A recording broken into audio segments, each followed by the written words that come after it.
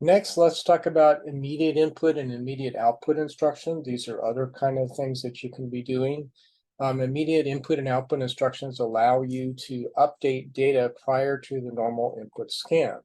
That's can be a useful feature.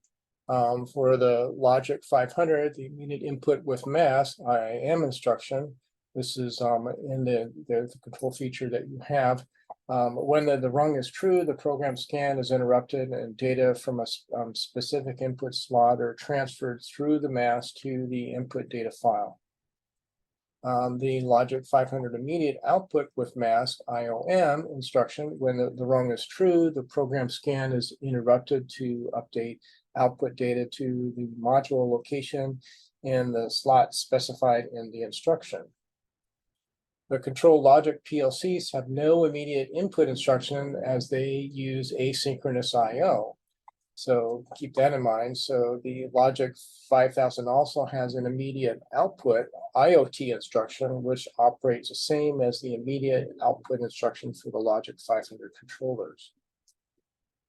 Let's talk about forcing external IO addresses. This is something that is possible.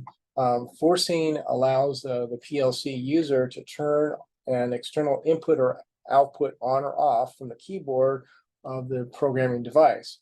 Forcing is accomplished regardless of the actual state of the field device. You may have times when you want to be having a operator intervention, and so this is what you're doing. You're forcing an input to have to take place. So here is an example of forcing on an input on and forcing an output on, where you see that there's some type of intervention that's required.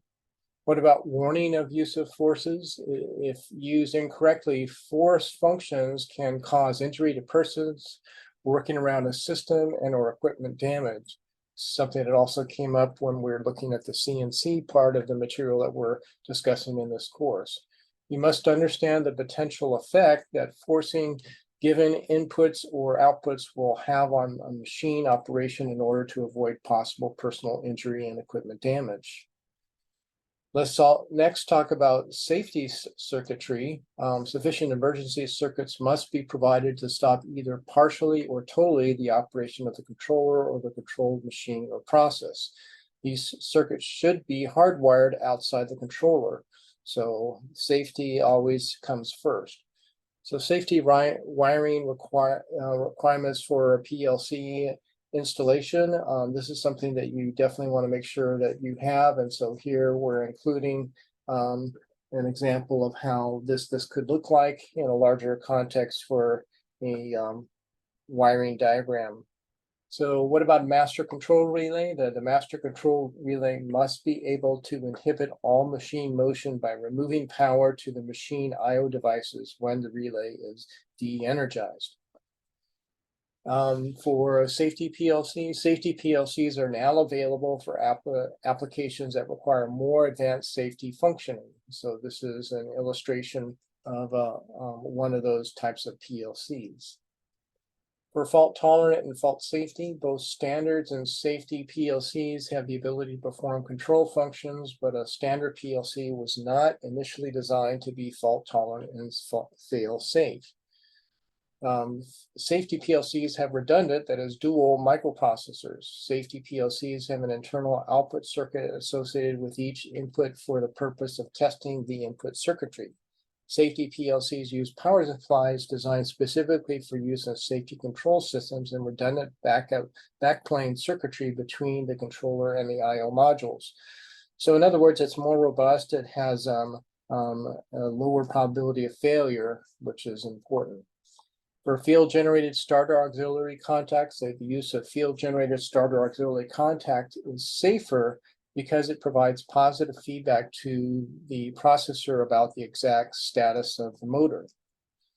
For normally closed stop push buttons, all stop buttons should be wired using a normally closed contact program to examine for an on condition. Next, let's talk about fault routine. We'll just finish up here with a few short sections. A fault subroutine file, if used, determines how the processor responds to a programming error. When the processor detects a major fault, it looks for a fault routine. If the fault routine exists, it is executed. If one does not exist, the processor shuts down.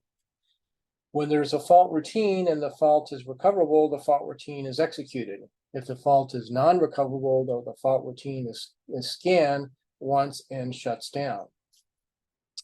And then finally, for temporary end instructions, the temporary end T&D instruction is used to progressively debug a program or conditionally omit the balance of your current program file or subroutine. When run conditions are true, the instruction stops, the program scan updates the IO and resumes scanning at rung 0 of the main program file. Okay, that's just a quick synopsis of this chapter. Thank you.